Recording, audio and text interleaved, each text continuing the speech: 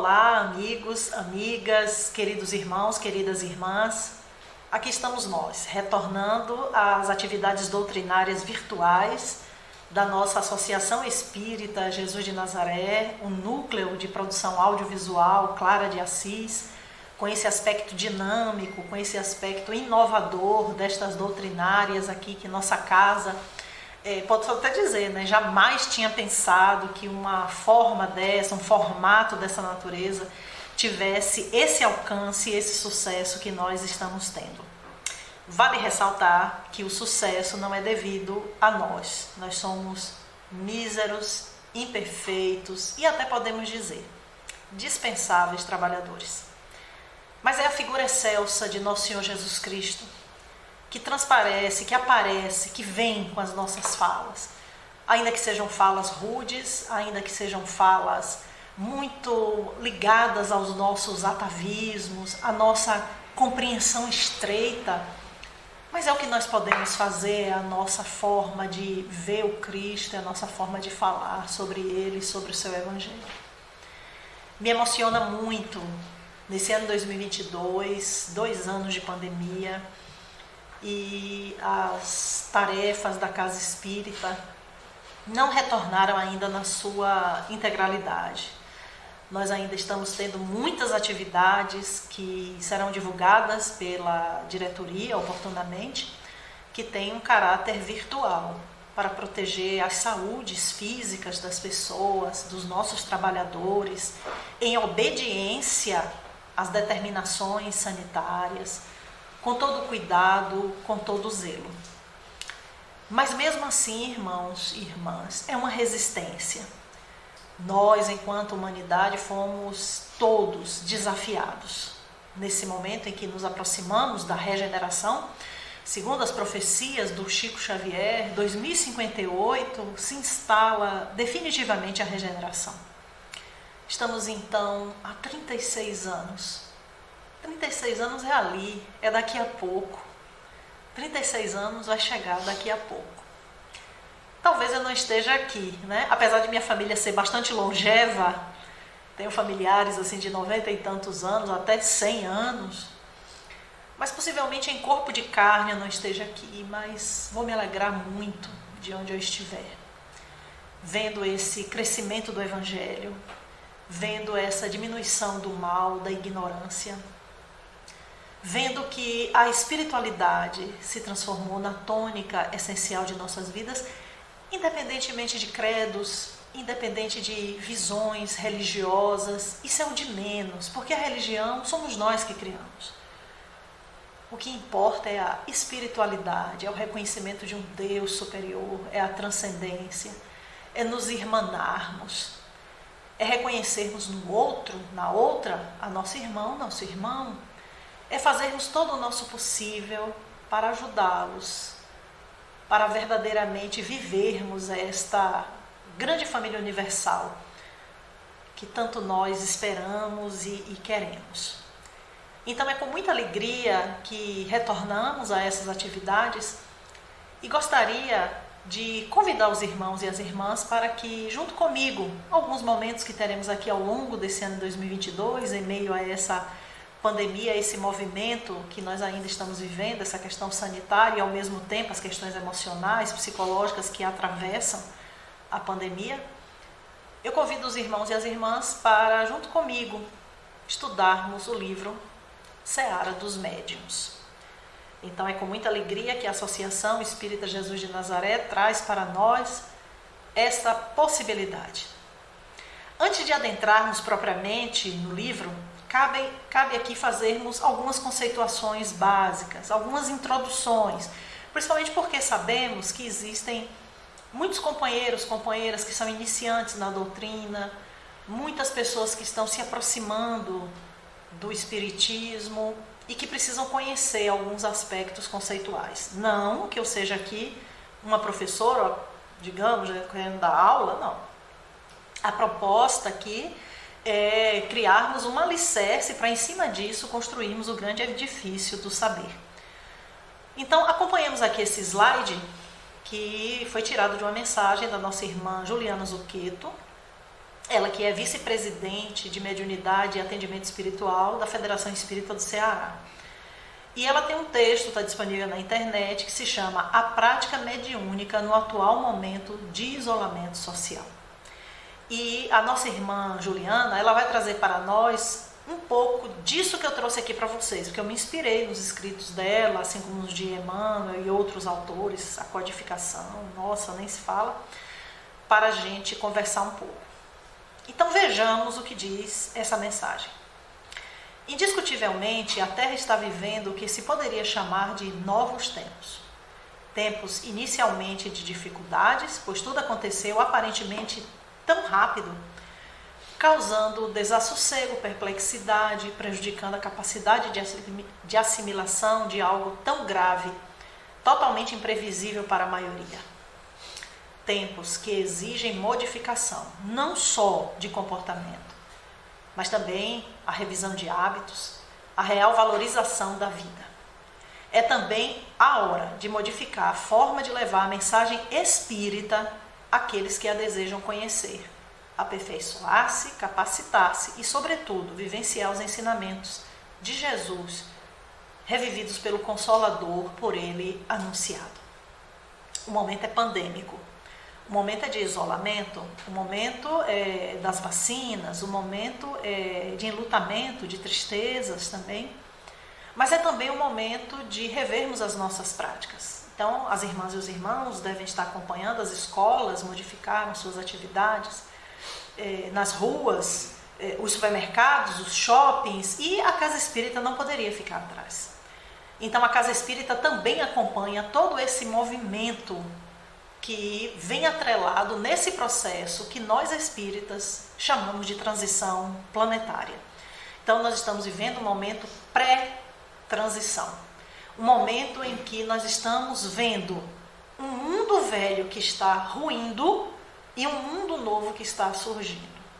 E óbvio, é natural a incerteza, é natural a angústia, é natural esse desassossego que a nossa irmã fala, porque nós estamos muito acostumados com aquele mundo lá, que não existe mais.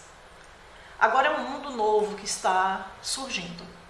E eu peço a atenção dos irmãos para esse slide aqui, porque ele mostra os ciclos evolutivos dos planetas. Então isso aqui trata-se de uma dissertação do Evangelho segundo o Espiritismo, Muitas Moradas na Casa de Meu Pai, quando é estabelecido uma progressão dos mundos. Observem. O mundo primitivo, ele passou passou por uma transição, saiu de uma situação de primitivo para expiação e provas. Vamos situar isso aqui como o nosso mundo, o nosso planeta Terra. Há cerca de 5 bilhões de anos e nós éramos um mundo primitivo. E aí a transição nos colocou numa situação de expiação e provas. Agora nós estamos na transição para a regeneração. Como o nome está dizendo, o que é essa regeneração? Regenerar significa reparar, significa, digamos, tomar os cuidados devidos com os estragos que foi feito. Poderíamos dizer que esse mundo de regeneração é um mundo em que iremos pegar o que foi corrompido e trabalharmos para que ele assuma uma outra característica benéfica, saudável, produtiva, coletivamente aceitável. Então é para lá que nós estamos indo. Como as irmãs e os irmãos podem perceber aqui na imagem, nós há pouco tempo éramos um mundo primitivo e estamos na condição final de expiação e provas e adentrando a regeneração. Pelo que nos ensinam os espíritos, possivelmente nós deveremos ficar nessa situação de regeneração até por volta de 2990.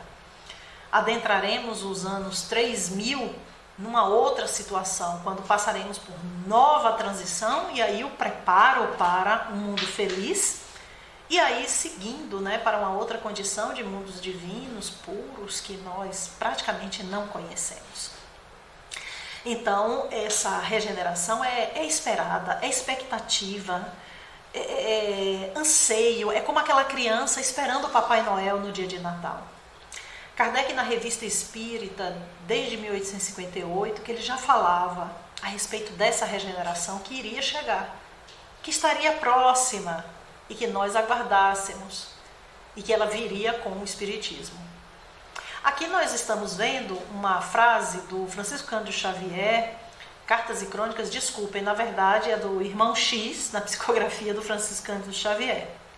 Sabemos que o mundo permanece sob o governo místico das rédeas divinas e não ignoramos que qualquer perturbação é fenômeno passageiro, em função de reajuste da própria região onde surge o desequilíbrio.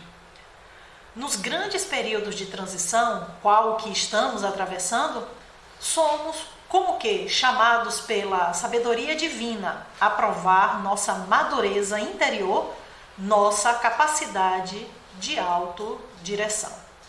Então, é uma mensagem do irmão X em que ele nos dá assim uma sacudida. Olha, nós estamos aqui, ele já falava disso, né? Essas psicografias do irmão X são dos anos 50, anos 60.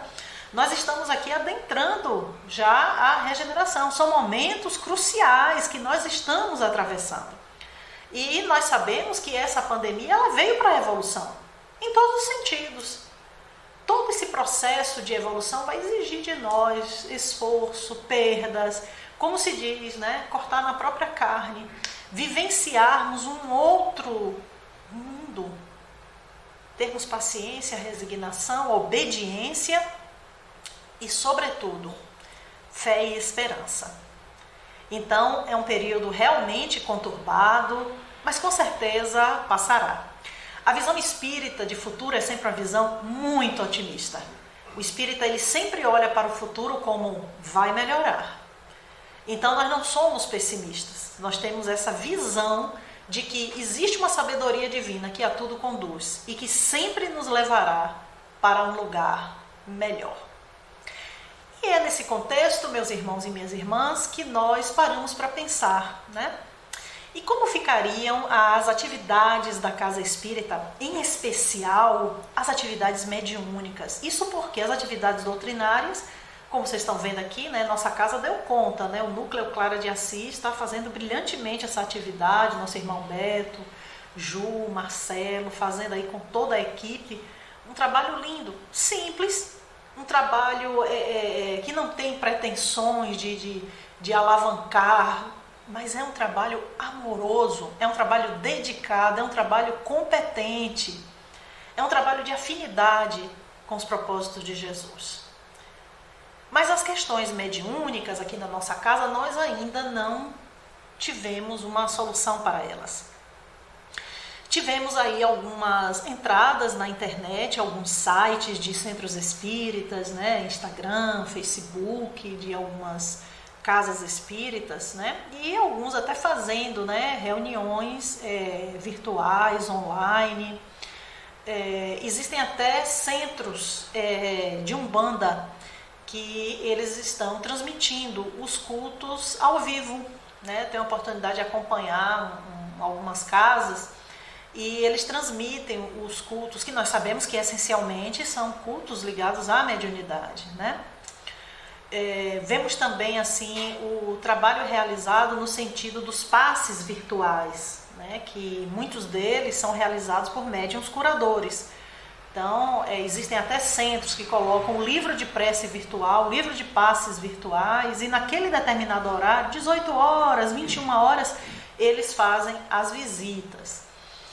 Mas a reunião mediúnica propriamente, aquele modelo clássico que nós conhecemos, aquele modelo que foi muito bem elucidado por André Luiz em Desobsessão, esse modelo para nós, assim, no nosso caso especificamente aqui na Associação Espírita Jesus de Nazaré, nós temos andado com muito cuidado, com muito zelo.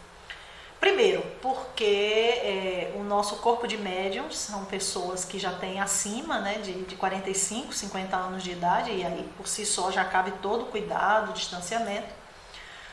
E segundo, pela própria natureza do trabalho e as suas exigências. Né? Um trabalho muito delicado, Manuel Filomeno de Miranda chega até a comparar. A reunião mediúnica é como se fosse uma sala de cirurgia. Não é qualquer pessoa que pode entrar, não é qualquer pessoa que pode dar opinião. Existe todo ali um corpo médico, né, enfermagem, os equipamentos. Da mesma forma, a reunião mediúnica. Todo zelo, todo cuidado, todo carinho com as questões ligadas ao que a espiritualidade nos ensina. E mais ainda, se levarmos em consideração esse momento pandêmico, quando as pessoas já estão angustiadas, quando as pessoas já estão inseguras, né, e trazê-las para um ambiente de reunião mediúnica. Então é preciso ter muita segurança, é preciso ter muito tato, muito cuidado. Então, aqui na nossa casa, nós não iniciamos ainda as reuniões, estamos sempre em discussão, nosso presidente Beto sempre muito cuidadoso, sempre checando, né, com as equipes como é que estão e a proposta de avançarmos com mais atividades.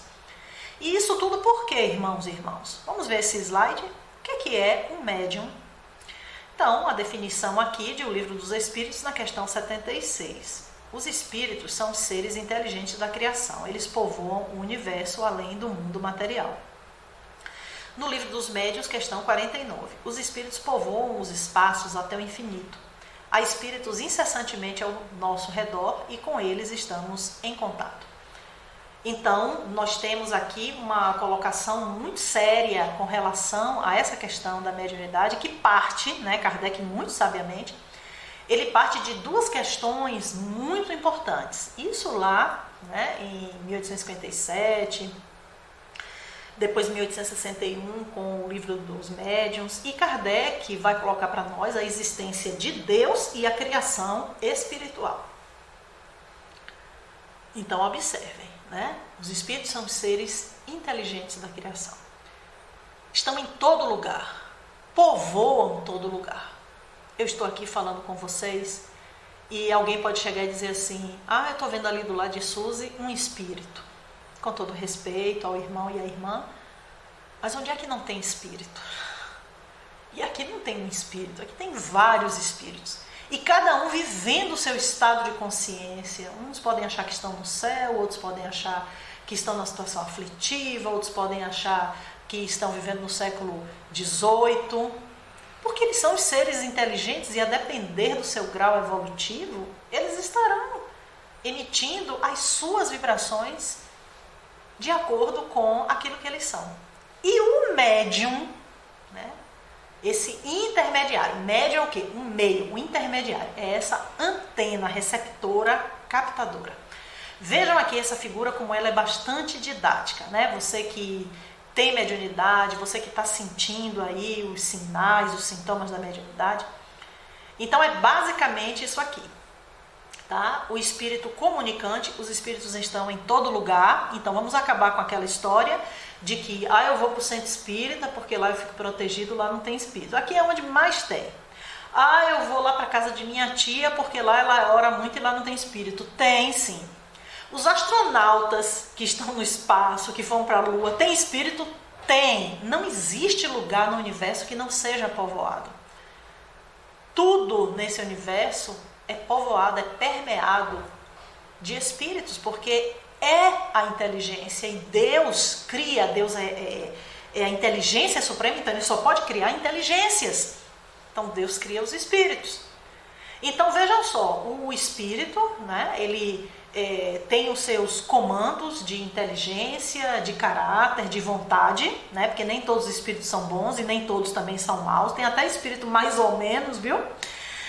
E existe uma estrutura que Allan Kardec vai chamar de perispírito, envoltório do espírito. Peri, ao redor, espírito, né, ao redor do espírito. Seria como se fosse assim a casquinha da fruta, né? Então, por exemplo, uma pera, aquela casquinha verde, seria, vamos dizer, né, o perispírito, uma figura assim bem basicona para poder a gente entender.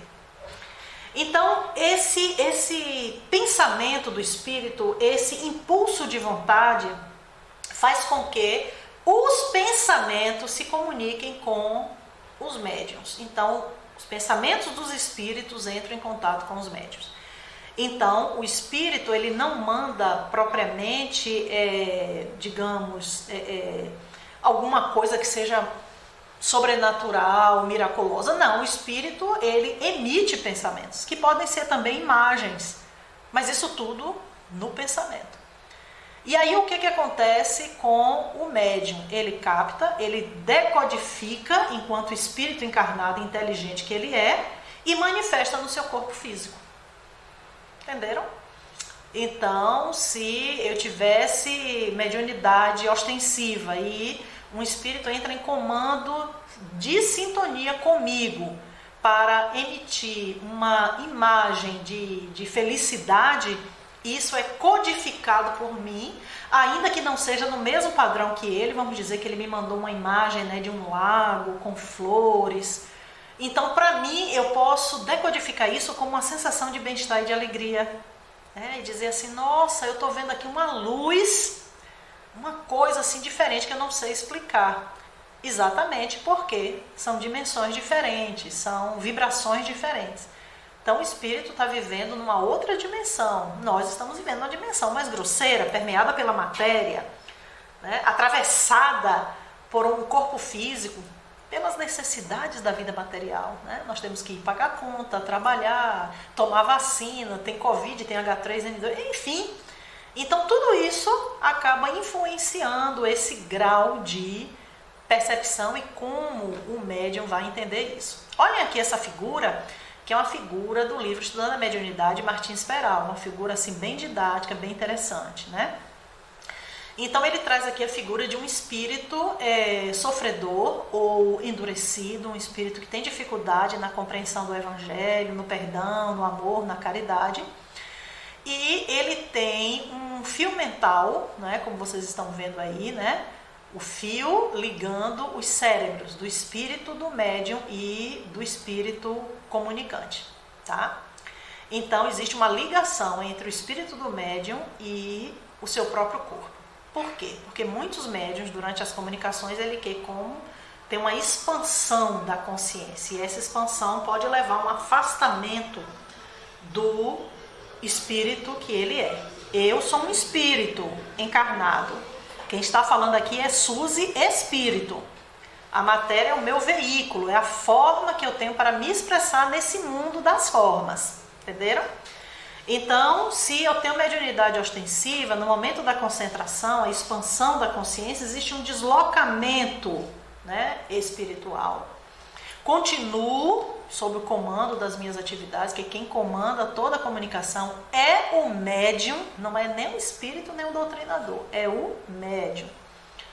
E aí se estabelece o processo de comunicação, que pode ser escrita, verbal, pode ser através do olhar, pode ser através de visões, de premonições. Aí nós temos várias características, né?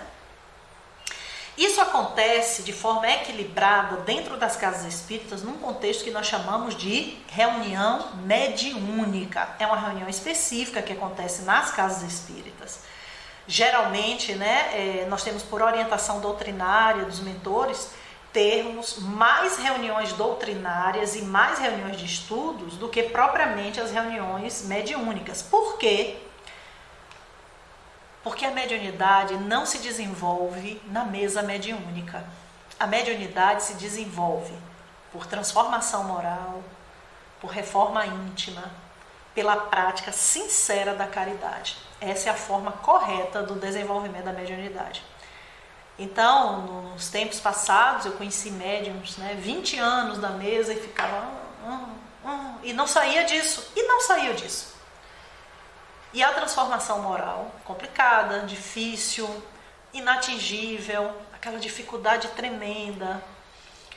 Então, as reuniões doutrinárias, os grupos de estudos, em especial os grupos de estudos sobre mediunidade e sobre o Evangelho de Nosso Senhor Jesus Cristo, ajudam para que o indivíduo ele vá se vendo ali, nas parábolas e nos ensinos de Jesus, ver onde é que ele está precisando se arrumar, aliás, em tudo, né? Quem é que não precisa?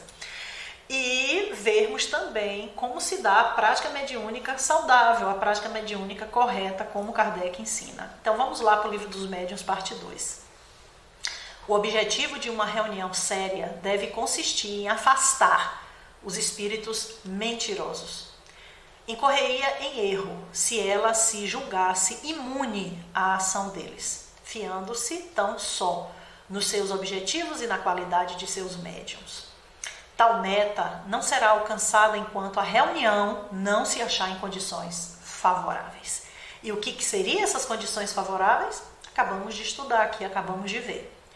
reforma moral dos seus integrantes, compromisso sincero com a transformação, com a caridade, com o amor e com o perdão. Esses é que são os passos fundamentais para uma reunião mediúnica séria, para o desenvolvimento da mediunidade, para o estabelecimento de um grupo onde as pessoas ali são amigas, onde as pessoas estabelecem laços de afetividade, onde existe uma articulação maravilhosa entre doutrinador, membros e espiritualidade, e onde todos se reconhecem como filhos de Deus. Ninguém é melhor do que ninguém está numa situação superior.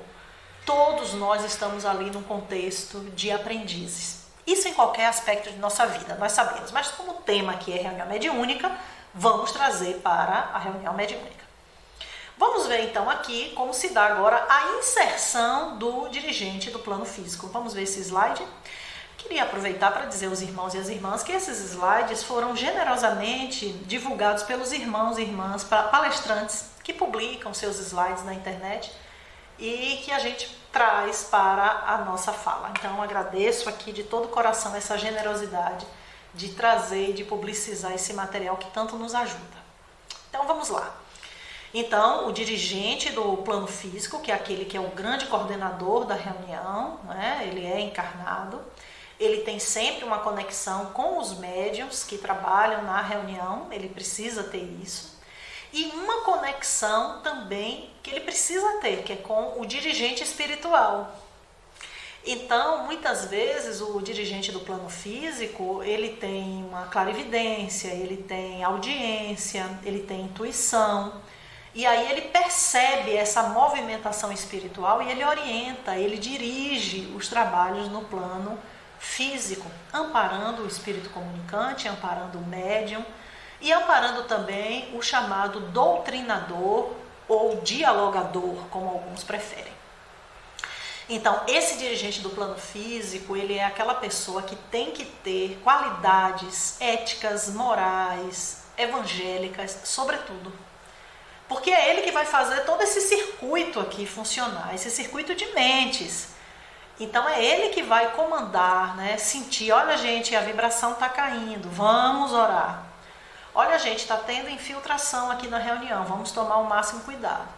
Não significa dizer que o dirigente do plano físico ele é uma espécie de, digamos, né? De guia, é aquele que tudo que você tem que fazer, você tem que ouvi-lo. Não, de jeito nenhum. A doutrina espírita, inclusive, não referenda essas questões de guiísmo, né?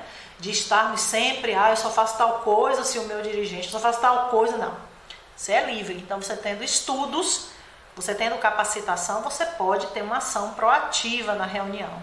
Dialoga com o doutrinador, dialoga com o coordenador da reunião, dirigente do plano físico, e fala, né, o que você está sentindo, o que está acontecendo ali na reunião, em clima de fraternidade, de amorosidade.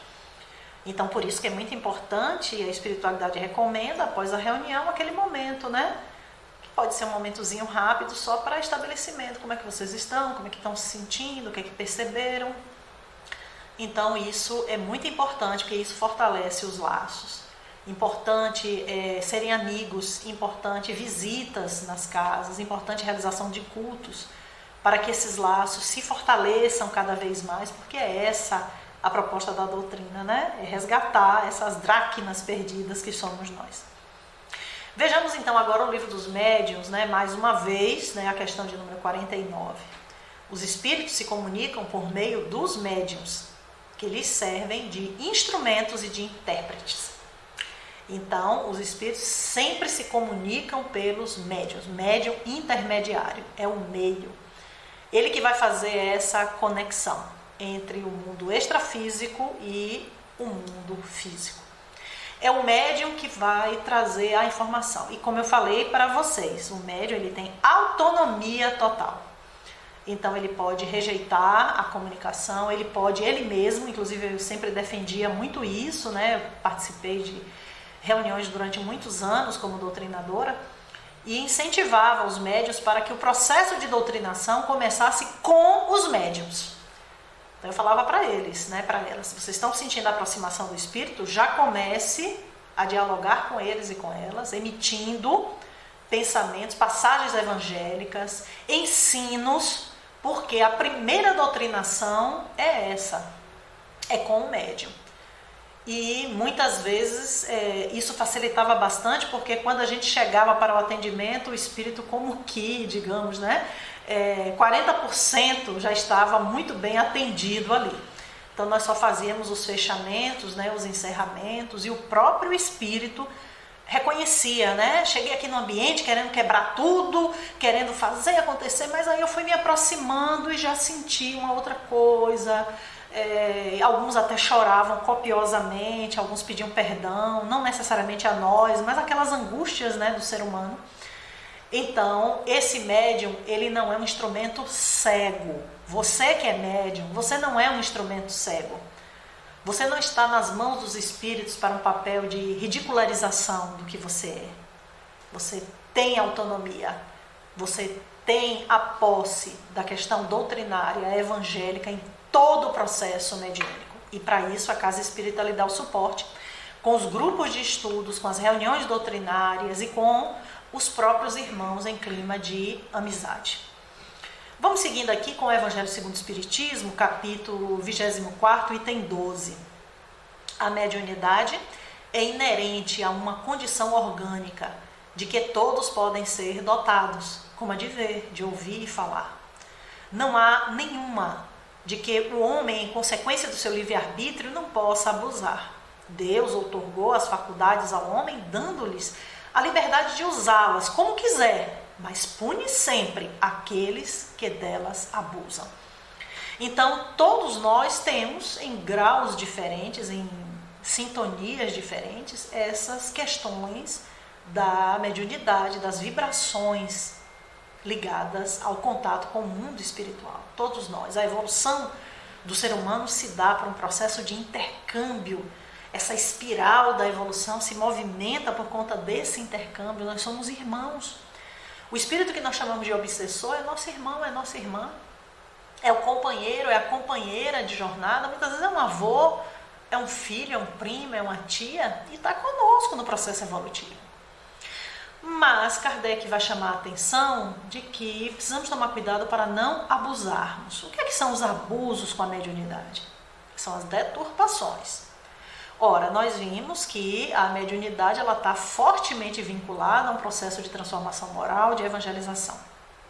O que é que seria o abuso? A não transformação moral e a não evangelização.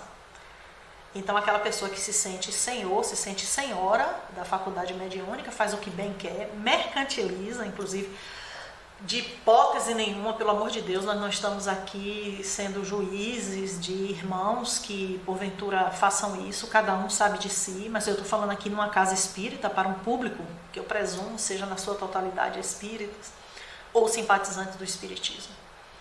Então, o presentinho já é uma forma de mercantilização. Aquele carinhozinho inocente, que às vezes não parece ser nada, já significa que ali tem alguma coisa diferente.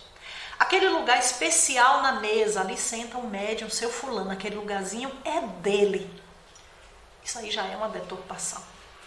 Então é preciso que a gente tenha todo cuidado com essa prática mediúnica, com os nossos erros, com as nossas falhas, porque nós somos falhos. E a gente insiste em repetir, né, padrões. Então, originalmente, nós já vimos numa história de nos associarmos com quem pode nos dar vantagens.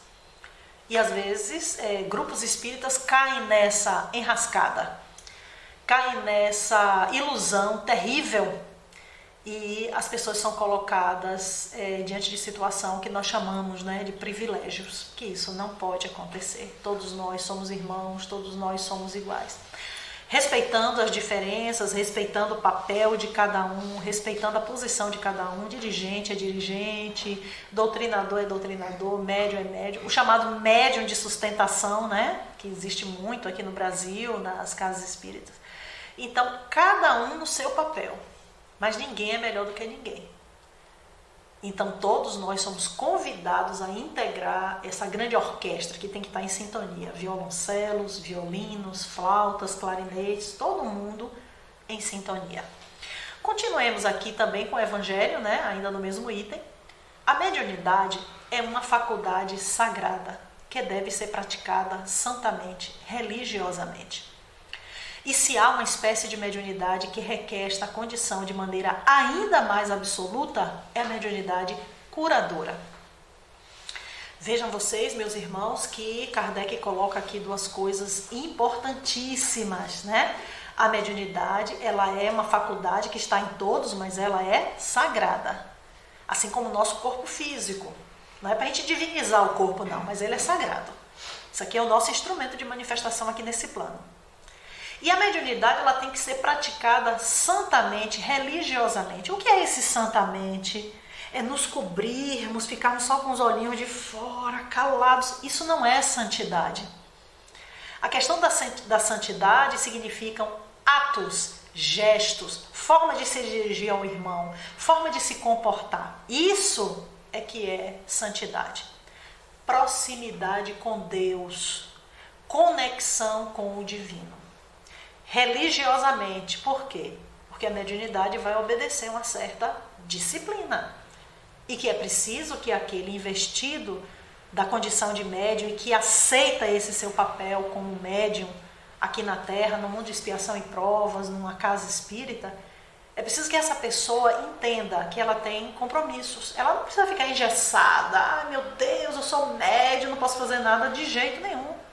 Médium vai para aniversário, médium vai para show, médium se diverte, tira férias, vai para a praia. Tudo isso é saudável, isso é importante. Mas o compromisso com a mediunidade, esse é constante. Então, no seu trabalho, você não tem um compromisso de chegar no horário, bater ponto, dar respostas para o seu chefe, atender a comunidade, ser resolutivo. Não é isso? Da mesma forma, assim, numa figura bem pálida, nós devemos ser com a mediunidade. Então, por isso, esse religiosamente, essa questão da disciplina. Então, é preciso que nós tenhamos esse cuidado. Em especial, se você é meu irmão, minha irmã, se você é médium curador, né? Aquela situação em que você sente, né? Que você impõe as mãos, que às vezes até só num olhar, aquele olhar amoroso e aquela criança baixou a febre. Impôs as mãos sobre uma pessoa que estava em angústia e você sente que a pessoa se acalmou e até dormiu. Essa mediunidade, ela é muito delicada. Nós vamos voltar aqui a falar sobre a mediunidade curadora. Aí sim, o médium curador, ele está rigorosamente dentro de uma disciplina. É um médium que nós aconselhamos que não faça uso de bebidas alcoólicas, muito menos de cigarro e outras coisas. É um médium que deve ter uma disciplinarização constante de seus atos e pensamentos, porque ele passa para o outro o fluido. Como é que eu trago um bebê recém-nascido para tomar um passe? O bebê está com cólica, ali tem um médium curador. E o médium passou o final de semana, com todo respeito, né? Na praia, bebendo cerveja, ouvindo aquelas músicas de baixíssima qualidade, vibratória, que não é somente em termos de musicalidade, é vibracional mesmo. Adoece a criança. Então, aconselho sempre a vocês para tomar esse máximo de cuidado. Tomarem muito cuidado com quem vocês tomam passes, quem são as pessoas da equipe mediúnica, passistas da casa. Porque isso é fundamental para que a eficácia desse passe de cura, ele possa realmente acontecer. Continuando no Evangelho segundo o Espiritismo, olha só que ensinamento belíssimo. O bom médium não é, portanto, aquele que tem facilidade de comunicação, mas o que é simpático aos bons espíritos. E só por eles é assistido. É nesse sentido unicamente que a excelência das qualidades morais é de importância absoluta para a mediunidade. Viram aí que nós acabamos de falar. Então, eu havia estudado esse tema, então, concatenando aqui os slides, nós iríamos cair nisso aqui. Então, o médium, o bom médium, é aquele que tem um reto proceder e pelas suas qualidades morais vibracionais, ele atrai para o seu campo só os bons espíritos. Então, não é o médium que dá uma comunicação rápida. Não é o médium que chega aqui nesse ambiente e vai dizer: olha, Suzy, perto de você eu estou vendo um espírito assim, assim, assado. A gente às vezes até se impressiona, mas esses não são os bons médiums. O bom médium é aquele que você vê preocupado com o próximo. É aquele que você vê na caridade. É aquele que você vê sempre na diligência, do cuidado, do amor do irmão. Muitas vezes isso não é muito fácil, mas são pessoas que se esforçam para isso. E isso é que é o importante. Então tenhamos bastante atenção e chamo mais uma vez a atenção de vocês aqui, ó. É nesse sentido unicamente que a excelência das qualidades morais é de importância absoluta para a mediunidade, certo? E aí nós vamos estudar aqui que a questão moral nem sempre significa que o indivíduo, por ele ter um comportamento dissoluto, muito ligado aos prazeres, que ele não pode ser médium. Existem muitas pessoas que têm esse comportamento e são médiums. Mas um médium espírita, um médium evangelizado, ele tem que estar na excelência das qualidades morais, porque ele sabe que isso é importantíssimo para o seu trabalho mediúnico. E aqui, irmãos e irmãs, eu quero chamar a atenção de vocês para um documento que foi emitido em maio de 2020 pela Federação Espírita Brasileira, em que a federação fala da inconveniência das reuniões mediúnicas virtuais. Então, diante disso tudo que nós acabamos de estudar aqui, eu sei que foi assim uma introdução muito pálida, mas já deu para vocês terem uma ideia do que a gente vai estudar durante esse ano, né? Então, a federação recomenda, lógico que a federação não é nenhum tipo de tribunal, de imposição, mas ele, na sua condição, né, de uma casa onde reúne todas as federações do Brasil, então chama atenção para a inconveniência das reuniões mediúnicas virtuais que algumas casas estavam realizando. Vocês poderão ter acesso a esse documento no formato PDF online, no próprio site da federação. Algumas federativas também replicaram. E vocês vão ver, assim, é um documento robusto, um documento de 6 páginas, muito bem subsidiado, com informações da literatura espírita. E vocês vão ver a base de recomendação da federação. Ainda somos muito jovens, estamos tateando em meio a essa pandemia, mas nós já temos notícias, né, de lá dos anos 50, dos anos 60, 70 e 80, de que vários parapsicólogos e até alguns espíritas faziam reuniões com o Espiricom, com o Vidicom. Ivone do Amaral Pereira vai falar a respeito de televisões que seriam utilizadas futuramente para as reuniões mediúnicas. Isso é notável, o progresso virá, né? A tecnologia está aí para nos ajudar. Mas nós ainda estamos aprendendo. Se nós estamos aprendendo com as doutrinárias, imagine com as mediúnicas. Então vocês poderão me perguntar, então se você está dizendo que é possível que futuramente nós tenhamos as reuniões mediúnicas virtuais, eu creio que sim. Agora, para isso é preciso o quê? Mais evangelização, mais transformação moral, responsabilidade e trazermos também o formato que isso vai acontecer, que nós ainda não temos, que nós ainda não sabemos como a reunião mediúnica pode ser eficaz, né, nesse formato online. Vejamos aqui a informação que Emmanuel nos traz. A primeira necessidade do médium é evangelizar-se a si mesmo antes de se entregar, às grandes tarefas doutrinárias. Pois, de outro modo, poderá esbarrar sempre com o fantasma do personalismo em detrimento de sua missão. Então, sempre buscarmos essa questão da evangelização, que nos colocará num lugar de humildade, de paciência, de resignação. E aí nós teremos suficiente arcabouço para adentrarmos as questões doutrinárias, científicas da doutrina, com todo o alicerce que foi criado de forma sólida e responsável com base na evangelização. Então, futuramente isso será possível? Eu digo para vocês aqui, eu não tenho dúvidas. Nós teremos essas reuniões mediúnicas virtuais. Por ora, o que a espiritualidade ainda insiste? Evangelização dos médiuns. Todo cuidado com a nossa, digamos, as nossas escolhas, os nossos pensamentos, o nosso proceder, que deve ser bem avaliado. Então, meus queridos e minhas queridas, finalizando, é que eu convido vocês para o estudo dessa obra magnífica, né, que é a Seara dos Médiuns. Nós temos aqui essas 4 capas, tá? É um livro de 1960, foi psicografado em Uberaba. São estudos e dissertações em torno da obra Livro dos Médiuns, de Allan Kardec, ditado por Emmanuel para o Chico Xavier. Por que Emmanuel fez isso? Porque era o centenário do Livro dos Médiuns. Então Emmanuel nos brindou com essa coletânea de dissertações lindíssimas, maravilhosas. E além disso, esse livro faz parte de um projeto, podemos dizer assim, de Emmanuel, que constitui em 4 volumes, que trata da essência religiosa da codificação kardeciana, com comentários, reflexões em torno das 4 obras básicas. Vamos ver? Então aqui vocês estão vendo no slide a Religião dos Espíritos, que tratou do Livro dos Espíritos, Seara dos Médiuns, que é esse nosso livro de agora, o Livro dos Médiuns, o Espírito da Verdade, que trata do Evangelho segundo o Espiritismo, e Justiça Divina, que trata de o céu e o inferno. Então, nesse contexto, Emmanuel, mais uma vez, na responsabilidade da evangelização, ele traz, né, a feição do cristianismo, a feição dos evangelhos de Jesus como base do espiritismo.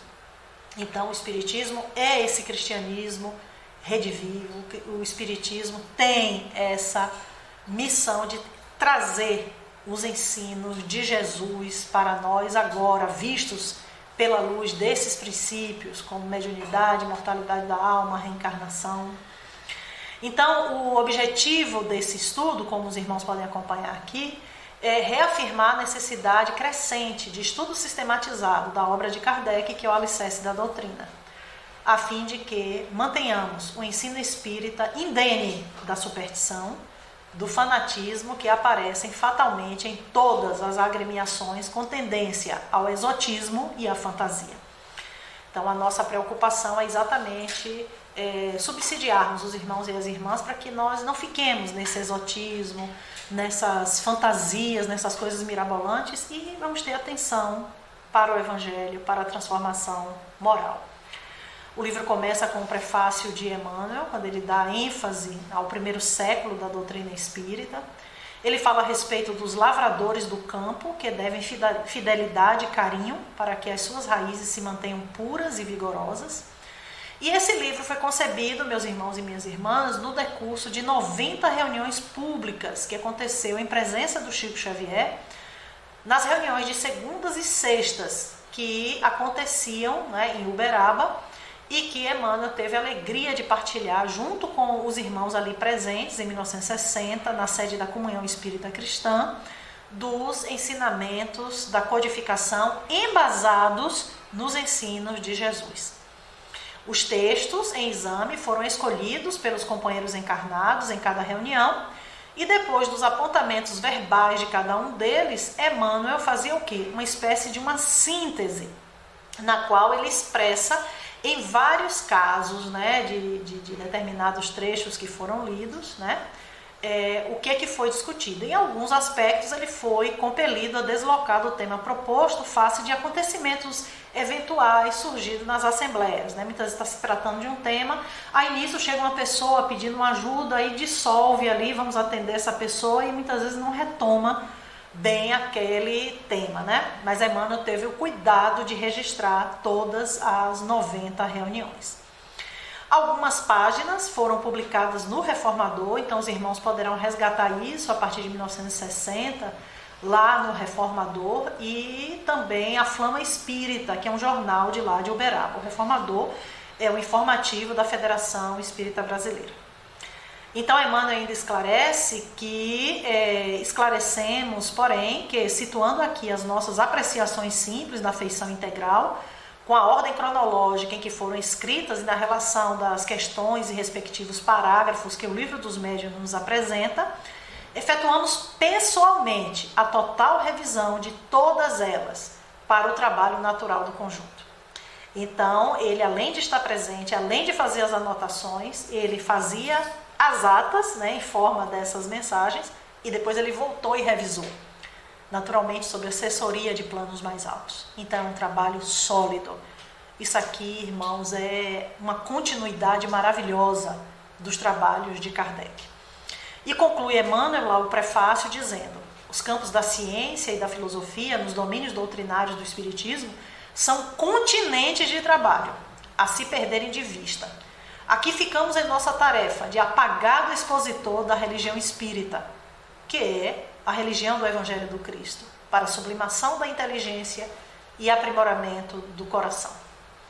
Emmanuel, Uberaba, 1º de janeiro de 1961. Então, se Emmanuel se considera um apagado propagador da doutrina, quem sou eu? Então, não temos nem como fazer essa avaliação, dada a nossa condição atrasada diante do nosso grande mestre e evangelizador. Mas fica aqui para todos e para todas esse último chamado do Evangelho de João, capítulo 16, versículo 30. E a vez de estar tristes, mas a vossa tristeza se há de transformar em alegria. Não permita que a tristeza tome conta, não permita que esse momento de desassossego, de angústia, tome conta de você, do seu coraçãozinho. Se transforme e deixe a alegria tomar conta. Que alegria é essa? Dos prazeres, dos bens materiais? A alegria do Evangelho do Cristo. A alegria de sermos espíritas e o nosso olhar na regeneração, nesse mundo que está por vir. Nosso Senhor Jesus Cristo nos abençoe, tenhamos um ano 2022 de muita alegria e de muita partilha de conhecimentos.